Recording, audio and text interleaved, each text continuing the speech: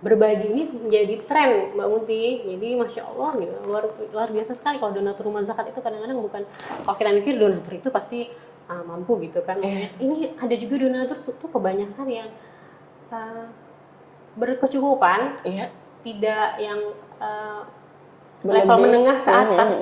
Itu mereka cuma mau gitu menyisihkan sebagian harta mereka untuk orang-orang yang lebih membutuhkan. Padahal dia sendiri butuh gitu kan, itu menjadi kebanggaan. Jadi bersedekah tidak harus lapang, namun membutuhkan hati yang lapang. Wah, ini menarik sekali. Memang menyisihkan infak kita untuk orang-orang yang dibutuhkan, karena memang dari sebagian harta kita itu memang ada hak orang lain di dalamnya. Jadi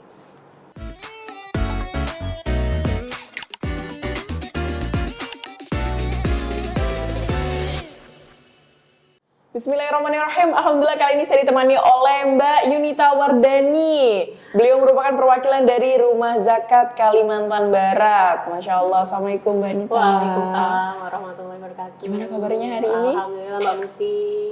Seceria siang ini ya Mbak Muti. Seceria siang ini. Dan rasanya di luar bagaimana? Wah, panas banget. Wah, panas banget ya. Panas banget ya. Puasanya lancar, alhamdulillah. Udah ada yang belum? Wah, ini lagi nggak puasa. Namanya cewek ya Mbak ya, biasalah ya kan. Ada liburnya ya. Ada liburnya kita ya, tapi habis itu kita harus ganti. Oke teman-teman, jadi tentunya teman-teman pasti udah banyak tahu sih tentang Rumah Zakat Indonesia. Siapa yang nggak tahu Rumah Zakat Indonesia? Meskipun mungkin para pendengar ada yang belum tahu Rumah Zakat. Nah ini nanti kita minta jelasin nih sebenarnya Rumah Zakat itu apa sih Mbak, kayak gitu. Oke, Mbak Nita, kalau ngomongin soal rumah zakat nih kan, rumah zakat kan mungkin secara garis besar mungkin ada pendengar juga yang udah tahu adalah sebuah lembaga amil zakat ya. Namun kan di situ tentunya semakin berkembang tidak hanya menerima zakat doang kayak gitu. Nah tapi boleh nggak Mbak mungkin di spill dikit dijelasin sebenarnya rumah zakat itu secara garis besarnya apa sih gitu? Kalau mungkin sudah pada ini ya mengenal juga rumah zakat. Jadi kalau rumah zakat itu lembaga milik semua gitu, karena memang semua ikut andil untuk mengembangkan, membesarkan rumah zakat ya Mbak ya. Jadi lembaga penerima zakat, infak, sedekah, dan dana kemanusiaan lainnya kita kelola. Nah, insya Allah untuk penerima manfaatnya karena ini nasional ya Mbak, tapi tetap kalau untuk penyaluran Pontianak tetap menjadi yang nomor satu untuk penyaluran gitu. Berarti menjadi nomor satu maksudnya di sini di rumah zakat ini kan ada beberapa cabang ya Mbak ya? Kalimantan 24 cabang. Ada 24 cabang ya. Nah, Pontianak itu adalah salah satu yang terbesar atau yang nomor pertama? Itu gimana? Maksudnya tetap kalau untuk penyaluran itu tetap diutamakan di Pontianak walaupun nasional ya Mbak. Tetap nasional tetap penyaluran di Pontianak. Tapi kalau misalkan cabang rumah zakat ini perwakilan Kalimantan Barat cuma satu, nggak ada di daerah sementara ini belum, tapi tetap perwakilan Kalimantan Barat rumah zakatnya. Begitu. Cuma ada satu. Cuma ada satu. Kalimantan Barat. Cuma ada satu. Oke baik, mungkin boleh tim kameramen tuh tampilin Instagramnya dari rumah zakat di sini. Nah sembari menunggu kameramen memberikan sebuah tampilan rumah zakat di sini, mungkin tentunya Mbak Nita di sini kan sebagai perwakilan rumah zakat itu di fundraising head ya Mbak ya. Nah, tapi Mbak boleh nggak Mbak ceritain pengalaman Mbak itu selama menjadi fundraising head di rumah zakat Kalbar? Masya Allah ya. Jadi kalau fundraising itu tugasnya memang untuk memperkenalkan ya Mbak Muti ya, memperkenalkan program-program apa sih yang ada di rumah zakat gitu. Terus juga tugas saya untuk mencari donatur nih. Untuk supaya program-program ini dapat terlaksana, karena kalau misalkan kita nggak punya donatur itu kita tidak bisa merealisasikan program-program yang ada di rumah zakat. Karena mandat ya Mbak ya? Iya. Dananya nggak ada ya? Dananya nggak ada. Iya sih, emang karena kan ya tentunya dana juga penting ya Mbak. Iya, benar-benar. Kalau nggak ada dana ya sulit juga gitu. Dan alhamdulillahnya memang kalau berbagi ini menjadi tren Mbak Munti. Jadi masya Allah gitu, luar biasa sekali kalau donatur rumah zakat itu kadang-kadang bukan, kalau kita mikir donatur itu pasti mampu gitu kan. Ini ada juga donatur tuh kebanyakan yang berkecukupan, tidak yang level menengah ke atas. Itu mereka cuma mau gitu menyisihkan sebagian harta mereka untuk orang-orang yang lebih membutuhkan. Ya padahal dia sendiri butuh gitu kan, itu menjadi kebanggaan. Jadi motivasi juga buat kita kayak aku harus bisa berbagi seperti beliau gitu kan. Karena beliau juga yang dari kalangan mungkin menengah ke bawah gitu, sama gitu kan. Kita juga banyak kebutuhan, tapi para donatur ini sebagian donatur tuh mau menyisihkan hartanya untuk berbagi. Jadi sebenarnya yang banyak itu bukan mungkin bisa dibilang kebanyakan ya, itu adalah orang-orang yang sebenarnya dia juga butuh gitu. Iya, Mbak. Namun dia selalu loyal dan selalu memberikan sumbangannya, sedekahnya. Benar. Ternyata banyak juga yang kayak seperti itu ya Mbak ya. Amazing banget, mau banget gitu ya, mau berbagi gitu. Padahal ini susah juga gitu. Iya. Tapi itulah Mbak, kita menilai keimanan kadang nilainya dari situ ya Mbak ya. Karena kalau kita memberi di saat kita lapang mungkin biasa-biasa aja, mudah kan. Berapa sih, mungkin cuma 1 juta, 2 juta ketika kita lapang. Namun ketika kita sulit 100.000, 50.000 rasanya berat sekali, betul tidak? Iya kan? Namun ternyata banyak banget saudara-saudara kita yang itu tidak menjadi masalah untuk dia.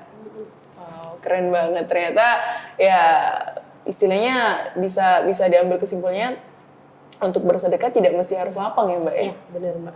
Tapi kan butuh hati yang lapang ya Mbak ya? Iya, bersedekah tidak harus lapang, namun membutuhkan hati yang lapang. Wah, ini menarik sekali. Tentunya jadi motivasi dan juga dedikasi kita lah ya Mbak ya, tentunya untuk membantu sesama muslim juga.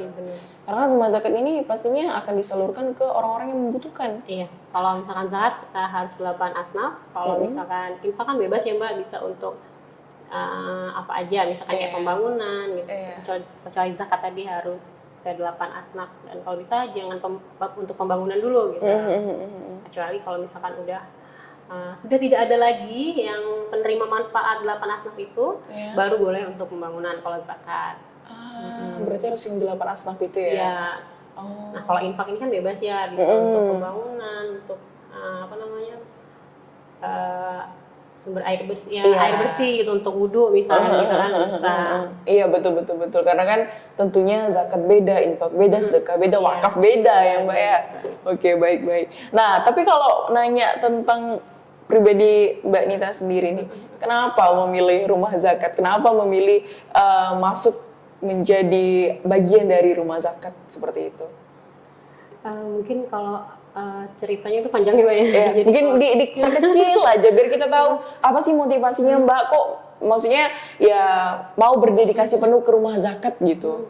Kalau mungkin Allah takdirkan saya di rumah zakat ya Mbak ya. Itu tentu, itu pasti gitu. Tapi kan kita pengen tahu nih sebenarnya hati kecilnya kenapa nih gitu. Awal-awalnya mungkin paksaan ya kali ya. Aduh. Tapi paksaan ini kadang-kadang, sesuatu kebaikan itu kadang-kadang memang harus dipaksain ya Mbak. Iya betul. Terus kayak cari dunia kerja yang aman gitu, aman mau beribadah, aman. Ya mungkin kalau di setiap tempat kerja ada masalah, ada problem gitu kan. Tapi ketika kawan-kawan lingkungan kerjanya ini insya Allah paham agama gitu, kita memperkecil konflik itu gitu kan ya di mana sih kita kerja, terus lingkungannya support untuk ibadah, jadi kalau kita mau ngaji nggak perlu ngumpet-ngumpet gitu kan. Nah, ternyata di situ, dan di situ juga belajar di rumah zakat berbagi ya Mbak ya. Tentunya gitu, berbagi. Jadi kita kalau misalkan ngikutin tren hidup nih Mbak, pasti selalu pengennya nggak habis-habis gitu kan. Pengen lagi. Tapi ketika menjadi amil rumah zakat, ketika kita melihat masih ada orang yang membutuhkan, lebih membutuhkan, kita kayak mikir kayaknya kalau mau beli barang tapi melihat orang yang di bawah masih ada yang membutuhkan, kayak mikir kayaknya lebih baik nanti dulu atau nggak usah gitu kan, sesuai dengan kebutuhan. Jadi lebih mengerem kalau ngelihat penerima manfaat yang membutuhkan tuh kayaknya kita lebih bisa ngerem sih Mbak. Karena dengan adanya Mbak yang tergabung di Rumah Zakat, justru ngelihatnya bukan ke atas terus, tapi malah ke bawah ya. Bener-bener. Tapi kalau kita kebiasaan yang ngelihat yang di atas tuh kayak oh ada sedikit pengen beli gitu kan, pengen. Karena kan sebenarnya menentukan titik puas kita kan manusia mungkin nggak ada puasnya Mbak. Iya benar. Misalnya iya betul, udah pengen HP ini, pengennya HP A lagi. Adalah HP A, pengen lagi HP ini, nggak habis-habis ya Mbak ya. Itulah pentingnya kita juga memandang yang di bawah, istilahnya kayak gitu ya Mbak ya. Iya. Jadi istilahnya dengan adanya berdedikasi di Rumah Zakat, tentu ini akan membantu kita juga untuk terpengaruhnya ke diri sendiri juga ya Mbak ya. Iya Mbak mungkin. Terpengaruhnya di diri sendiri, wah menarik banget. Baik. Nah, tapi boleh dijelasin nggak Mbak, sebenarnya untuk di Rumah Zakat ini programnya ada apa aja sih? Oh, program di Rumah Zakat itu tadi ada 4 pilar gitu ya. Pendidikan, kesehatan, lingkungan, ekonomi. Jadi 4 program itu. Tapi kalau misalkan di luar itu, kita juga ada program Ramadan. Seperti saat ini kan di program Ramadan itu ada berbagi buka puasa, kado lebaran yatim, bingkisan lebaran keluarga. Terus kita ada syiar Quran. Syiar Quran itu keuntungan donasinya itu kita sisihkan untuk Palestina. Syiar Qurannya untuk penyaluran di Pontianak, di nasional, di Rumah Zakat. Nanti keuntungannya kita kan cetak sendiri tuh. Nanti keuntungannya untuk kita sisihkan untuk ke Palestina. Jadi untuk program Ramadan Rumah Zakat itu semangatnya itu Ramadan kita manfaat hebat untuk Indonesia dan Palestina. Jadi bukan hanya untuk Indonesia aja, tapi kita sisihkan untuk saudara-saudara kita di Palestina. Iya. Jadi donasi yang nanti masuk itu bukan cuma disisihkan untuk yang seluruh masyarakat Indonesia, namun juga akan kita sisihkan ke Palestina. Iya. Nah, ini kemarin tuh kita kan udah penggalangan dana Palestina itu dari November ya Mbak ya. Iya. Terus sudah penyaluran dengan dokumentasi. Alhamdulillah sampai gitu kan ke saudara-saudara kita di Palestina, dan kemarin ini Ramadan kita udah deg-degan ya, bisa masuk nggak bantuan dari donatur Rumah Zakat ini, bisa masuk nggak? Baru kemarin itu pusat ngerilis laporan gitu kan bahwa alhamdulillah kita sudah bisa menyalurkan berbagi iftar di sana, berbagi buka puasa di sana gitu. Jadi kayak ya ampun, sebagai amil ya pertanggungjawabannya kayaknya alhamdulillah gitu kan, ternyata titipan dari donatur Rumah Zakat ini tersampaikan gitu kan. Alhamdulillah ikut senang, jadi kayak sedih banget ya, alhamdulillah udah bisa makan saudara-saudara kita di sana gitu kan. Walaupun nggak sekita ya, kalau misalnya kita buka puasa banyak gitu kayaknya. Walaupun di sana kalau misalnya dokumentasi bisa dilihat dokumentasinya penyaluran iftar itu ya makanannya sederhana gitu kan. Sederhana ya Mbak. Sederhana gitu. Jadi kita juga ingat ya untuk ketika kita berbuka puasa ya kita tuh mengingat saudara-saudara kita juga di sana gitu. Kalau kita mulai nggak semangat ya Mbak untuk ibadah ya manusiawi gitu, kalau misalkan kita lelah, lagi futur, kita ingat-ingat misalkan malam udah capek, pagi kerja, malam mau taraweh berat gitu kan, ya kita ingat-ingat saudara kita di Palestina, kita nih lapang gitu kan, kita sehat, tapi kok kita masih males gitu. Sedangkan mereka di sana dalam kondisi nggak aman gitu kan, di mana-mana nggak aman gitu, tapi mereka ibadahnya justru lebih ini gitu kan. Memotivasi. Iya, ini memang luar biasa sekali. Kalau kita ngomongin soal keimanan ya, saudara kita di Palestina mungkin sudah tidak bisa diomongin pakai kata-kata lagi ya Mbak ya. Tauhid mereka tuh luar biasa banget. Apapun yang terjadi, mereka selalu sabar dan menerima. Bahkan selevel anak-anak kecil itu gimana sih mereka tuh menanamkan tauhid di dalam anak-anak mereka. Karena sangat luar biasa banget tauhidnya. Dimana sekecil itu mereka sudah sabar menghadapinya. Kalau kita belum tentu ya. Nangis pun ya karena sakit fisik. Dan udah nggak bisa dirasain lagi saking ininya, udah kondisinya udah seperti itu ya. Insya Allah luar biasa banget. Itu sebenarnya kalau tadi ngomongin soal Palestina, saya tuh memang tadi ada niat pengen menanyakan soal program Palestina, namun ternyata sudah dijelaskan langsung sama Mbak Nita di sini tentang penyaluran dan lain sebagainya untuk Palestina ya Mbak ya.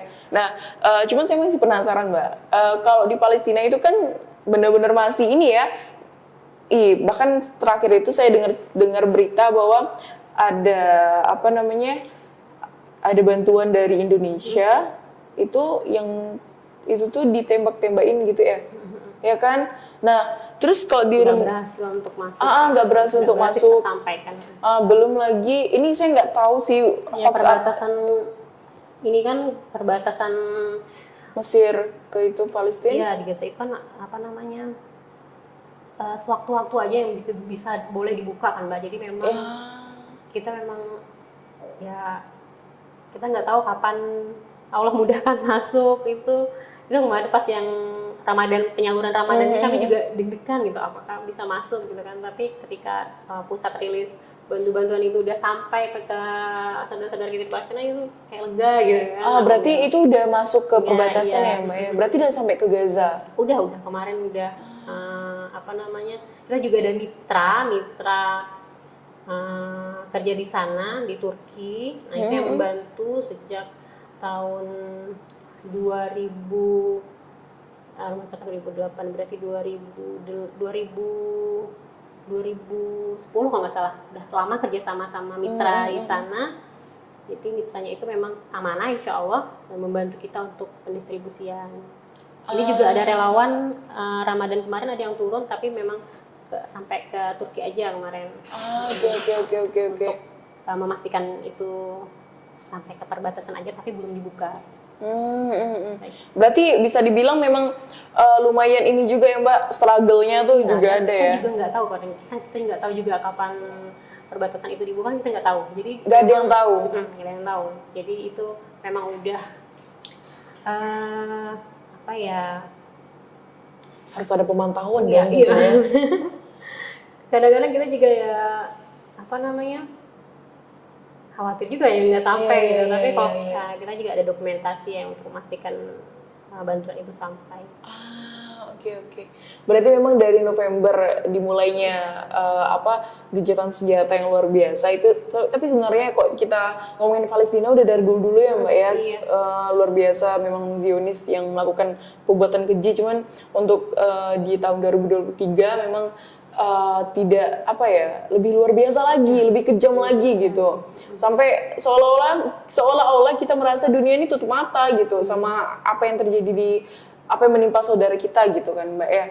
Nah, terus di sini juga ternyata Rumah Zakat berdedikasi dan tentunya berusaha untuk menyalurkan bantuan ke Palestina dengan rasa deg-degan juga karena nggak tahu ya kapan dibukanya gerbang itu supaya bisa masuk. Di perbatasan memang susah masuknya. Iya, karena kan barangnya udah berbentuk makanan ya Mbak ya? Enggak, kalau misalkan bantuan itu sama kayak gandum. Iya, berarti makanan mentah kan, maksudnya tetap warga sana yang masaknya. Tapi kan maksudnya udah berbentuk makanan pokok ya Mbak ya, meskipun memang udah istilahnya udah bertahan lama lah gitu, kayak beras kan pasti bertahan lama, terus cuman kan tentunya kita deg-degan kan karena ya barang itu udah ada gitu. Iya Mbak Muti, kayak kemarin ya sebelum Ramadan ini kan yang sama-sama kita juga kerja sama pemerintah juga untuk menyalurkan. Jadi ada sebagian olah mitra kita, ada yang sebagian ikut pemerintah. Kita juga kan sama-sama dokumentasinya juga udah selesai, maksudnya udah tersalurkan. Saudara-saudara kita di sana ya kayak lega gitu ya sih. Iya sih, meskipun deg-degan juga ya Mbak bercampur aduk di situ. Karena kita nggak tahu apakah bantuan itu sampai sebelumnya gitu kan. Iya. Apakah ketika di perjalanan dihabisi mereka kan juga ini. Wah, bahkan untuk menyalurkan juga ini ya Mbak ya, maksudnya resikonya besar juga ya. Tapi bukan kawan kita nggak sampai masuk itu ya, kawan kita kan memang. Iya, cuman kan mungkin tim yang membantu nih. Ada mitra yang membantu kan juga resikonya besar ya Mbak ya. Insya Allah luar biasa banget. Oke. Itu untuk program Palestina tadi itu udah di-spill bahwa ada empat jenis program, ada yang pendidikan, ekonomi, kemudian kesehatan, serta apa Mbak satunya lagi Mbak? Kurban ya? ekonomi udah tadi ya. Oh ya, ekonomi. Pendidikan, ekonomi, lingkungan. Nah, lingkungan, ya, pendidikan, ekonomi, lingkungan, dan juga, ya itu dia, sudah disebutkan ya teman-teman. Oke, nah mengenai program yang 4 itu juga cabangnya juga banyak ya Mbak ya. Maksudnya di pendidikan aja cabang-cabangnya banyak kan, Iya, untuk betul. ada program namanya ini, program namanya itu. Bahkan terakhir ada saya sedikit baca berita bahwa tuh rumah zakat siap bayarin utang masyarakat yang nggak mampu. Itu termasuk program Ramadan. Jadi, Itu program Ramadan ya. Program Ramadan itu ada Ramadan bebas utang Mbak Muti. Jadi tapi jangan salah ini ya Mbak Muti ya. Jangan salah tangkap misalkan, oh aku punya hutang ini ya, langsung itu. Padahal hutangnya hutang handphone misalkan. Atau hutang apa yang tidak memang bukan urgen gitu ya. Nah, konsep di sini rumah zakat membantu hutang yang karena kebutuhan hidup, karena kebutuhan pokok, misalkan nggak bisa beli beras, misalkan hutang di warung, gitu kan, yang nominalnya mungkin bukan kayak pinjaman online, mungkin 500, gitu. Iya Mbak, jadi masih bisa kita cover. Iya, wah ini menarik sih. Saya udah baca beritanya itu tahun berapa ya? Saya nggak ada lihat. Terus ada netizen bilang, bisa bayarkan hutang ojol. Ojol apa sih? Pinjol ya. Katanya nggak bisa dong, pinjol riba kamu. Masa rumah zakat ikut-ikutan. Karena kalau udah pinjol kan akadnya udah beda ya Mbak ya. Makanya kalau bisa ya lebih baik kita bisa nanti kita pilih memang hutang mana yang memang benar-benar urgen untuk kelangsungan hidup. Dan tentunya lihat kondisi keluarganya seperti apa juga ya Mbak ya. Jadi nggak sembarangan juga. Kamu ada utang rumah sakit bayar? Oh tidak semudah itu gitu ya Mbak ya. Iya sih, karena memang penting sekali tentunya untuk rumah zakat memilih yang mana yang layak untuk diberikan bantuan dan mana tidak. Mungkin itu sudah di luar kepala para amil zakat yang ada di rumah zakat ya Mbak ya untuk memilah hal itu gitu. Oke, nah ini kan udah masuk bulan Ramadan ya Mbak ya. Tadi kita udah bahas program Ramadan. Nah kalau untuk Mbak pribadi goals Ramadannya tahun ini gimana? Dari segi apa nih? Dari segi untuk Mbak pribadi, kemudian harapannya untuk rumah zakat gitu. Ya kalau misalkan pribadi mungkin kita banyak target-targetnya karena bulan Ramadan ini semuanya dilipat gandain ya Mbak Muti ya. Jadi kita harus punya target-target kayak tilawah gitu. Iya. Oke, kalau misalkan pokoknya kita harus mengazamkan nih pokoknya tarawih nggak boleh lewat gitu misalkan. Oke. Ya kita liburnya kalau wanita ya, mungkin pas liburnya pas lagi haid. Tapi kalau misalkan masih kuat tarawih, sehat mah kita berazam pokoknya saya harus salat tarawih di Ramadan ini gitu kan. Tilawahnya waktu-waktu luangnya kita pakai untuk tilawah gitu kan. Itu terus kalau balik lagi kalau misalkan kita capek, lelah, ingat nih ada saudara kita di Palestina yang nggak lapang loh, lagi dikejar-kejar, lagi ujian loh, kamu ini lapang, ingat-ingat gitu sih kalau minta. Kalau di rumah zakat tentu ada target-target juga ya Mbak ya, disupport sama rumah zakat. Ambilnya harus punya target tilawah apa, berapa juz, kita berapa kali hatam ada. Nah, kalau misalnya target-target di rumah zakat ya pasti kami punya doa nih. Ramadan kali ini lebih banyak donatur yang berdonasi di rumah zakat, baik zakat atau program-program kebaikan lainnya. Agar apa? Agar kita banyak menerima manfaat yang bahagia gitu Mbak Muti. Berarti targetnya ke situ ya Mbak ya untuk rumah zakat ke amil-amil zakatnya gitu. Namun ada nggak sih Mbak kayak rumah zakat itu kayak ngadain sebuah kegiatan yang dimana tuh isinya amil zakat yang untuk meningkatkan kapabilitas mereka secara agama gitu? Kalau kita setiap pagi itu Mbak Muti ada inspirasi pagi. Jadi inspirasi pagi itu kayak doa pagi. Jadi kalau setiap hari Senin untuk cabang, kalau hari Senin itu untuk nasional, jadi via Zoom, ada juga kalau Jumat, itu taujiah bareng-bareng gitu. Nanti di setiap pagi, taujiahnya di cabang, inspirasi paginya di cabang. Jadi itu ada tilawah itu bacaan surat Ar-Rahman, Al-Waqiah, surat kemenangan. Kita ikhtiar doanya melangit ya Mbak ya, banyak menerima manfaat yang bahagia untuk mendapatkan kebahagiaan dari apa yang kita donatur berikan. Jadi memang ada namanya inspirasi pagi kayak iya, gitu, Mbak Uti. yang dimana setiap pagi itu entah lewat Zoom atau secara offline itu semua tim amil zakat yang di cabang manapun itu ikut untuk kegiatan itu ya Mbak Iya, ya. Mbak Uti. Tentunya itu ada isi ilmu yang bermanfaat, kemudian doa-doa, serta juga ada tilawah di situ ya Mbak ya. Luar biasa. Nah, tapi kalau ngomongin tilawah tentunya ini adalah sebuah pembacaan Quran. Nah, ada nggak sih kayak di mana waktu entah seminggu sekali atau beberapa hari sekali itu untuk diambil zakatnya itu ngadain kayak belajar Quran bareng, belajar ngaji bareng? Kalau kita ada per kelompok Mbak Muti, Oke. jadi bukan hanya di kantor, tapi amil-amil ini punya kelompok-kelompok, memang kelompok-kelompok Majelis taklim. Iya. Kalau majelis taklim kan besar ya Mbak. Kelompok kecil gitu, jadi belajar belajar tahsin atau kita mau murojaah hafalan gitu, ada Mbak Muti. Jadi kalau kita itu ikut takliman tuh ngecas iman kita Mbak Muti. Jadi ketika kita udah sibuk dengan kerjaan, sibuk dengan dunia, maksudnya kita butuh seminggu sekali itu ngecas. Kalau itu kan tadi kan agenda yang di dalam ya Mbak, tapi kita juga wajib untuk mengikuti amil-amil ini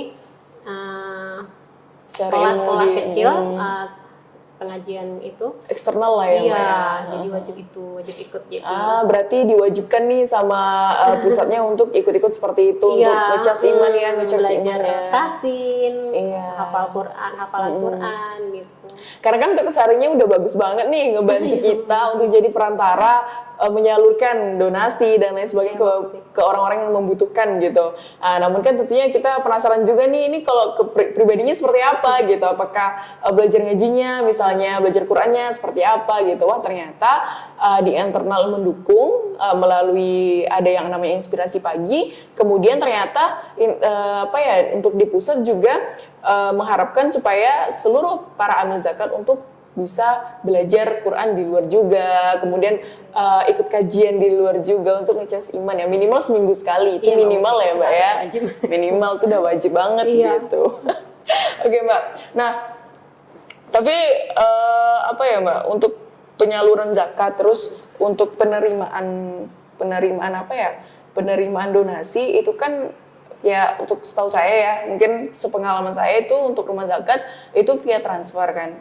Nah, tapi ada nggak sih kayak kita mau menyalurkan secara offline langsung atau kita mau ngasih sembako, saya habis panen nih beras ada 100 kilo nih, bisa nggak ya rumah zakat bantu salurkan? Nah kayak gitu ada nggak sih Mbak? Ya Muti, kalau untuk kemudahan berdonasi itu selain kita ada juga jemput zakat Mbak Muti.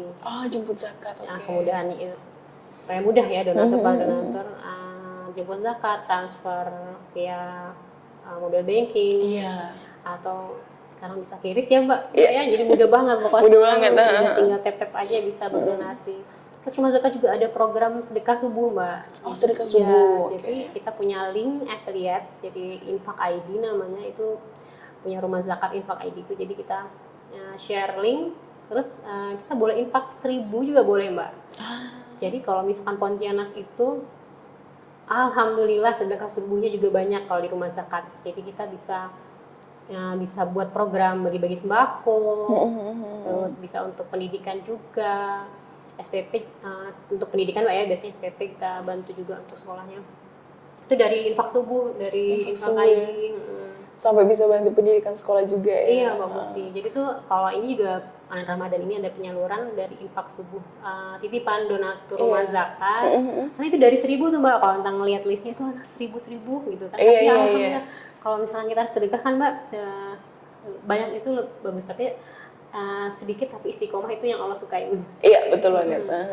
Jadi 1.000 tapi Masya Allah sekali terkumpul banyak gitu kan, alhamdulillah. Jadi kemarin kita buat 100 paket untuk sembako.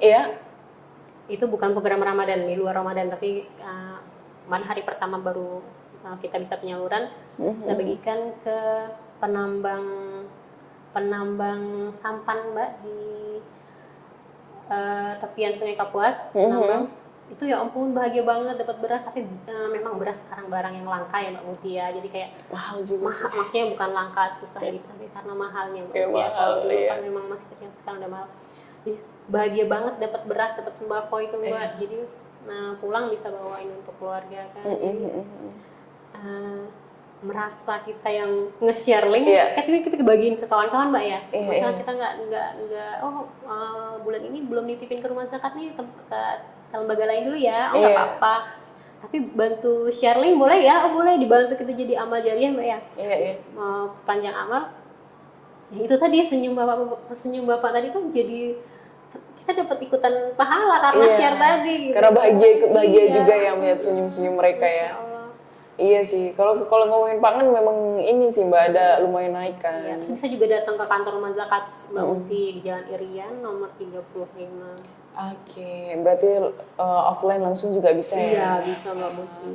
Kan jemput zakat juga bisa, jadi kalau misalnya ada panen, misalnya kan panen beras, Iya, maksudnya, nah itu kan pertanian biasanya. langsung ada 100 kilo nih baru Iya, zakat, betul. misalnya tolong disalurkan gitu. Jadi kayak mana gitu. mudahnya donatur aja. Iya, Kalau misalkan betul. ini kan di rumah zakat mana mudahnya aja. Kalau misalkan mudahnya transfer, ya transfer. Kalau emang enaknya dijemput, oke kami jemput siap jemput.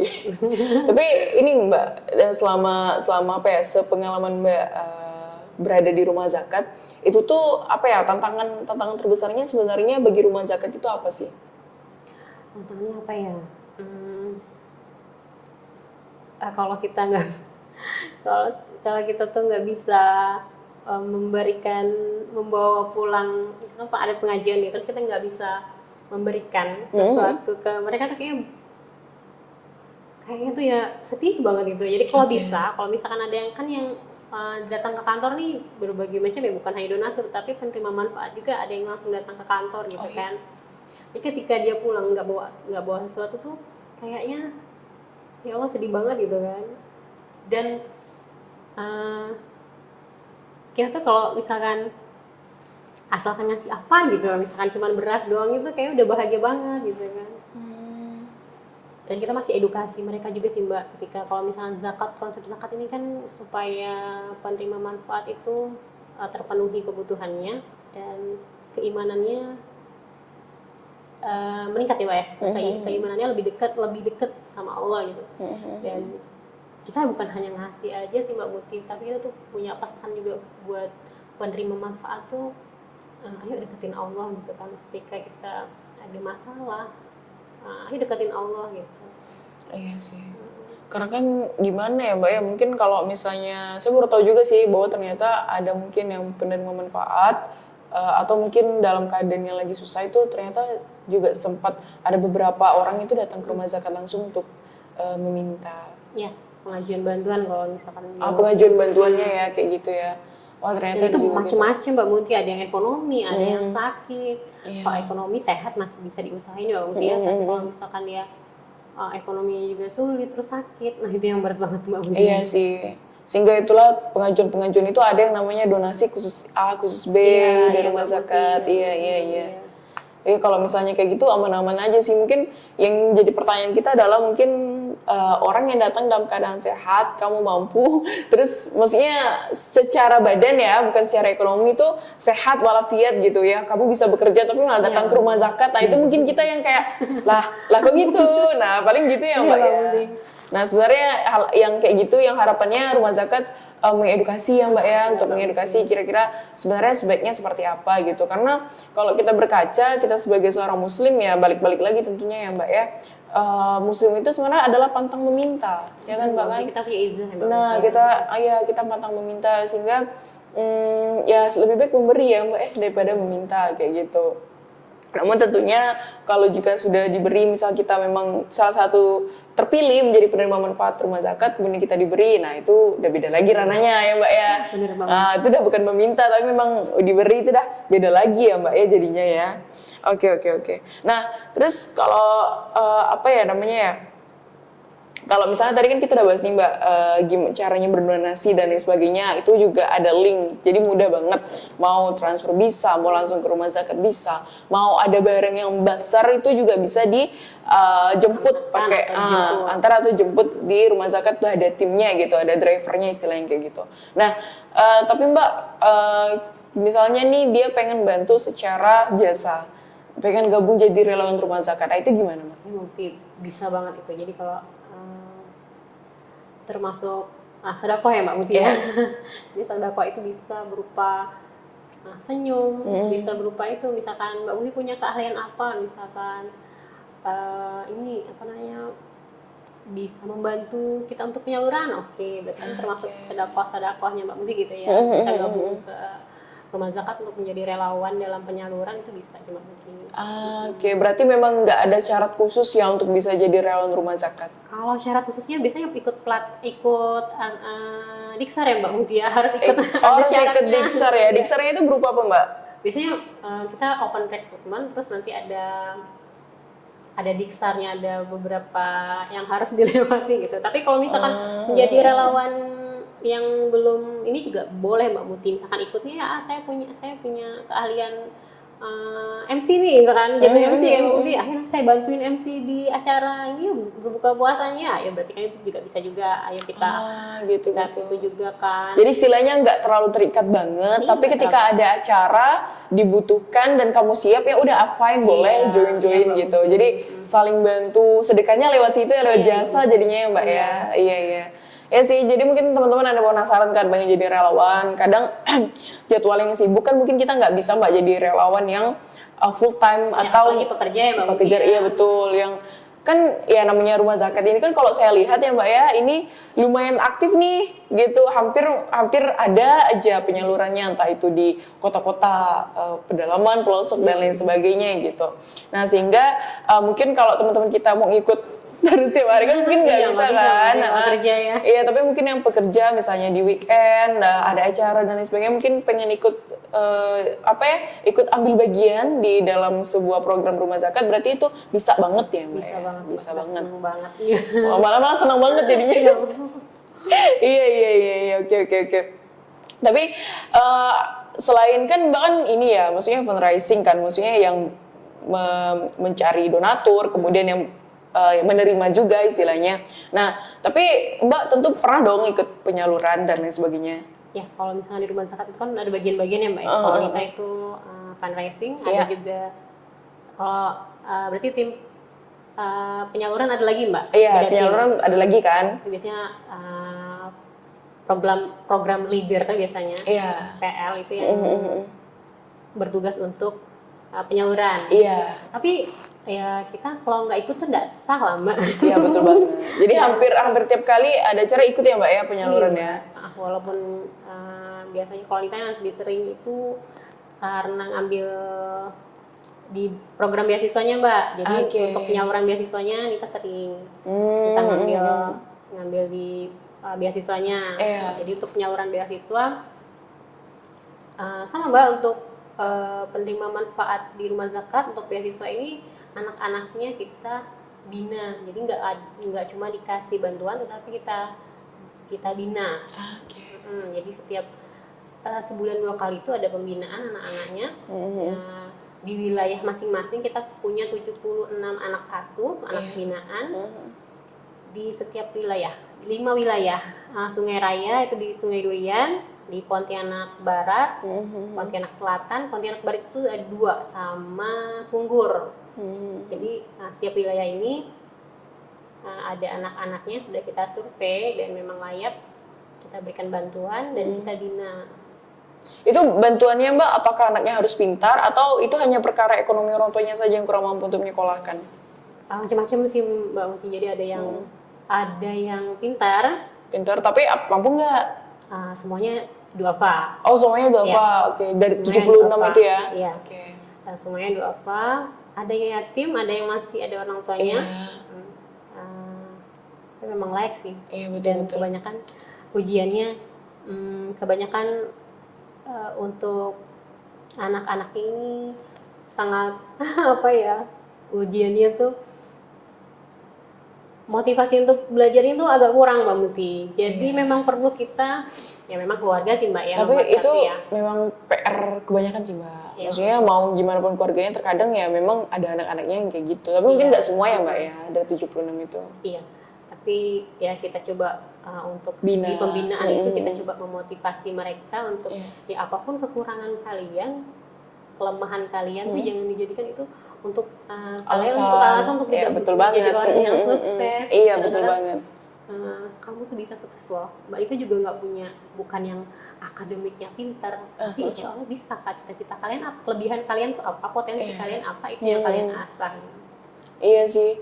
Karena ini penting banget juga Mbak, di mana rumah zakat menyalurkan dana pendidikan untuk mereka yang duafa gitu kan. Berarti memang istilahnya ya memang berhak untuk menerima manfaat itu gitu. Masalahnya ini kan pemerintah kan juga ada program pendidikan kan. Ada program pendidikan, namun kalau menurut saya ini asumsi saya pribadi ya itu terserah kalau memang yang lain ada asumsi. Cuman kalau untuk saya pribadi itu saya pilih bahwa kalau saya lihat itu sekarang kan pemerintah ada program.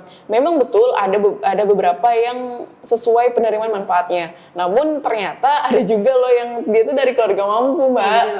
Iya, Mbak pernah lihat nggak sih kalau dia tuh penerima beasiswa, beasiswanya bukan beasiswa berprestasi ya, tapi memang beasiswa tidak mampu. Jelas-jelas pemerintah menulis itu biar tidak mampu. Namun yang menerima manfaatnya itu adalah orang-orang yang berada dan nggak tuh kenapa kok bisa lolos gitu. Kalau di rumah zakat, kalau kayak misalkan ini kan di rumah zakat itu ada fakir ada miskin Mbak. Fakir kan kalau nggak punya pendapatan sama sekali. Kalau miskin itu masih ada pendapatan masih kurang. Tapi yang kita survei lagi kalau di rumah zakat, misalkan nih anak binaan kita ada yang ayahnya jual pentol misalkan, jual bakso jajanan gitu kan, jual jajanan, ya pendapatannya berapa lah Mbak gitu kan? Iya betul. Tapi misalkan anaknya 3 atau 4 gitu. Oh jadi terus dibandingkan lagi nih ada satu anak yang misalkan ada ayahnya honor, gajinya misalkan 2 juta gitu kan, tapi anaknya baru 1, berarti kan dia nggak bisa masuk dalam layak dalam persyaratan itu layak, berarti ini kita singkirin dulu nih yang ini. Tapi kalau misalnya bisa jadi dia terima misalkan pendapatannya 2 juta honor, tapi anaknya banyak misalkan gitu, itu bisa dijadikan pertimbangan bahwa layak diterima gitu, misalkan anaknya banyak. Iya, tentunya ada kualifikasi khusus lah dari rumah zakat ya Mbak ya. Iya sih. Itu memang menarik dan bagus banget. Jadi teman-teman yang memang mau berdonasi penuh untuk mendukung pendidikan Indonesia, salah satunya yang bisa lihat rumah zakat juga. Jadi tentunya amanah, insya Allah amanah ya untuk pemilihan yang menerima manfaat untuk pendidikan. Jangan bukan hanya pendidikan ya. Mungkin kita kebetulan bahas pendidikan di sini karena Mbak Nita memang fokusnya ke beasiswa biasa untuk penyalurannya kan. Mungkin ada yang mereka yang kesulitan ekonomi dan lain sebagainya. Tapi saya kurang riset juga sih Mbak. Sebenarnya rumah zakat tuh ada nggak sih kayak dia buka kelas gitu, kelas untuk orang yang mau bekerja, kayak misalnya ada ini nih kursus cukur rambut, jadi nanti dia bisa buka cukur rambut sendiri, atau kelas memasak, nanti dia bisa buka memasak di rumah atau lain sebagainya. Itu gimana sih Mbak? Ada nggak? Itu termasuk di program ekonomi. Program ekonomi. Ekonomi. Jadi kita punya wilayah binaan untuk mengembangkan wilayah itu. Jadi mereka kita buatkan ke usaha gitu Mbak Muti. Jadi kalau misalkan di Punggur itu kita juga sudah siapkan mesin cetak untuk untuk sablon. Untuk sablon. Nah, jadi Masya Allah banyak yang terberdaya gitu dari uang zakat itu Mbak. Iya. Jadi Alhamdulillah baru-baru ini kan ini kita bantu untuk mesin itu kan. Alhamdulillah pesanannya udah banyak Mbak Muti. Jadi dari dana zakat itu bermanfaat, berkembang, bisa membantu.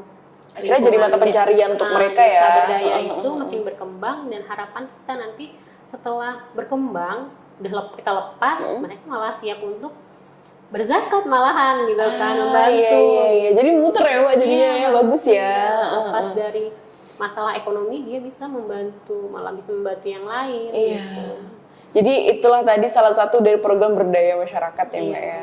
Itu benar-benar kita berusaha untuk memperdayakan masyarakat agar ya punya mata pencarian baru dan tentunya bisa menetralkan, menstabilkan ekonominya ya Mbak ya tentunya.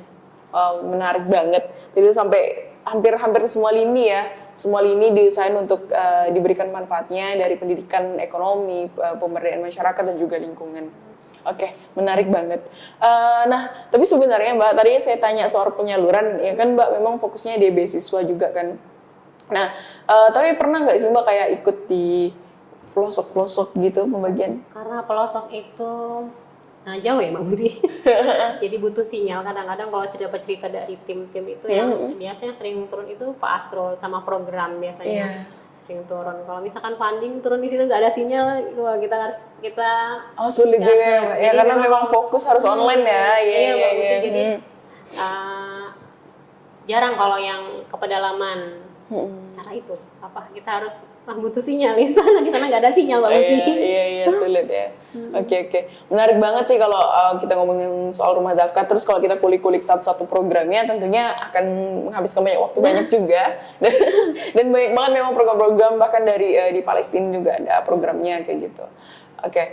Tapi tentunya untuk Mbak Nita sendiri nih, harapan kedepannya untuk rumah zakat itu seperti apa sih harapan luasnya? Doa yang menjadi doa ya Mbak ya. Untuk rumah zakat semoga mohon doanya semoga kita selalu istiqomah, amanah, menerima titipan yang donatur titipkan ke rumah zakat. Istiqomah, amanah, dan insya Allah mudah-mudahan semakin banyak lagi donatur yang menitipkan donasinya, zakat, infak, sedekahnya, sehingga kami bisa banyak menjangkau penerima manfaat lain yang mungkin saat ini kami belum bisa sampaikan gitu Mbak. Mungkin ke pelosok-pelosok tidak bisa dapat, nggak semuanya bisa rata gitu Mbak ya. Itu sih Mbak Muti. Masih ada juga ya Mbak kayak target pengen ke sini tapi belum bisa gitu. Mbak Muti, ya. Berarti daftarnya udah ada cuman belum terrealisasi aja ya Mbak ya. Iya Mbak Muti, banyak banget kalau misalkan ya, makanya kita juga kerjasama dengan, kalau misalkan di rumah zakat juga ikut FOS ya Mbak ya, forum zakat, terus kita juga kolaborasi dengan pemerintah supaya semua bisa rata, bisa merasakan gitu kan, merasakan senang bahagianya untuk dibantu gitu Mbak Muti ya. Tapi nah tadi kan kita udah ngebahas rumah zakat, ini luar biasa banget bahwasanya memang tentunya manfaatnya luas gitu ya Mbak ya. Nah tapi kalau mungkin balik lagi nih ke Mbak pribadi, sebenarnya ada nggak sih Mbak tuh punya kayak ayat favorit Quran gitu yang bikin Mbak tuh jadi kayak nge-trigger bahwa ketika menghadapi lagi capek, lagi dapat masalah atau lagi futur-futurnya itu, selain mungkin daripada teman-teman kita di Palestina ya Mbak ya, tapi ada nggak sih kayak entah itu hadis, motivasi ulama, kemudian ataupun ya Quran yang menjadi favorit Mbak gitu? Kalau itu tuh lebih mencontoh ada murabi saya Mbak. Kalau misalkan ibadah Ramadan ini kan harus kadang-kadang kita harus fokus ya Mbak ya ke tilawah misalnya gitu kan. Kadang-kadang sedih juga nggak bisa tilawah karena kesibukan kita sebagai amil. Sedih banget Mbak. Kalau misalkan kita yang kawan-kawan yang lain bisa hatam beberapa kali, kita cuma bisa hatam sekali gitu karena kesibukan kita.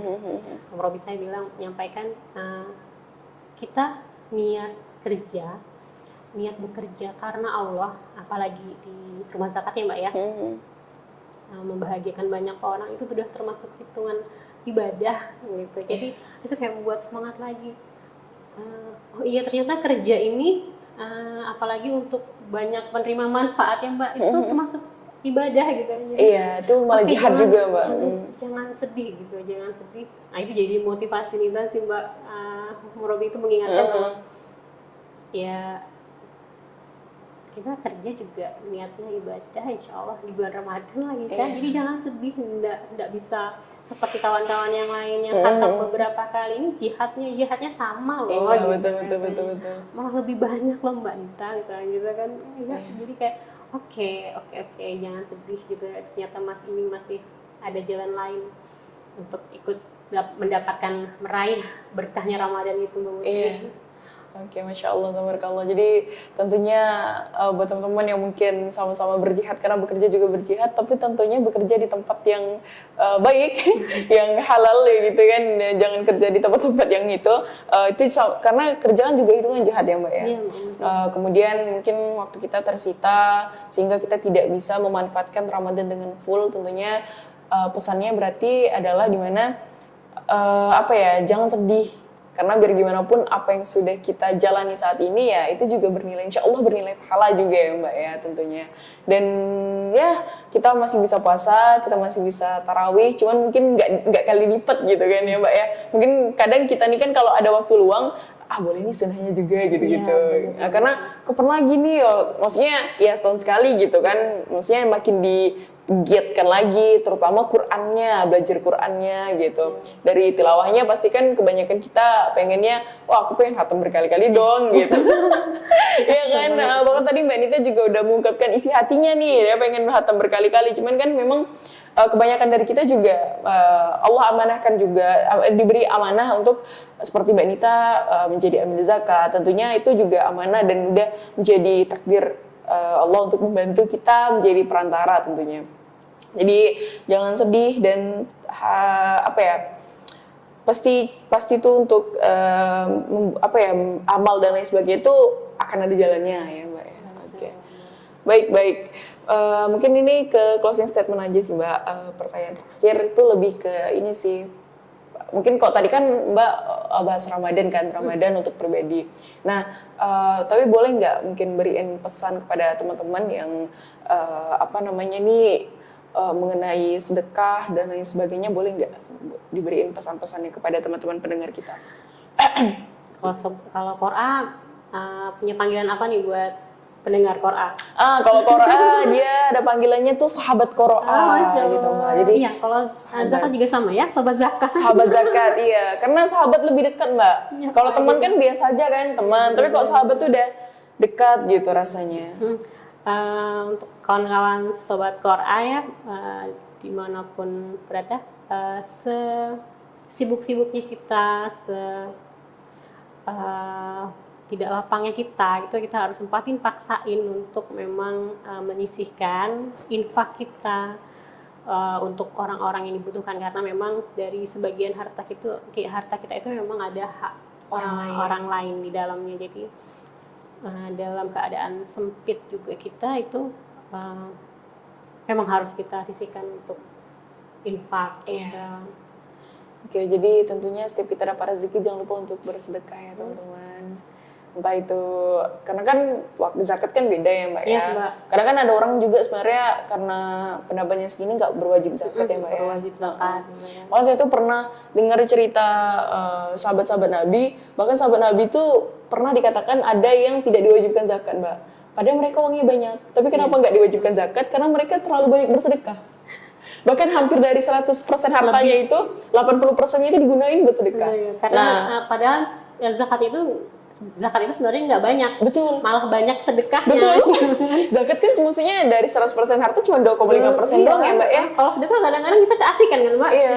Nah sahabat Nabi itu, kenapa mereka tidak diwajibkan untuk berzakat? Ya karena 80%-nya udah disedekahkan. Nah itu. Dan kalau mau coba itu Mbak, sedekah itu kayak candu sih Mbak. Iya. Candu. Jadi kalau misalkan sedekah itu bisa dalam bentuk apa aja ya, bisa bentuk uang, bisa apa gitu, kita waktu luang aja kita bersihin ruangan itu sudah termasuk sedekah gitu kan.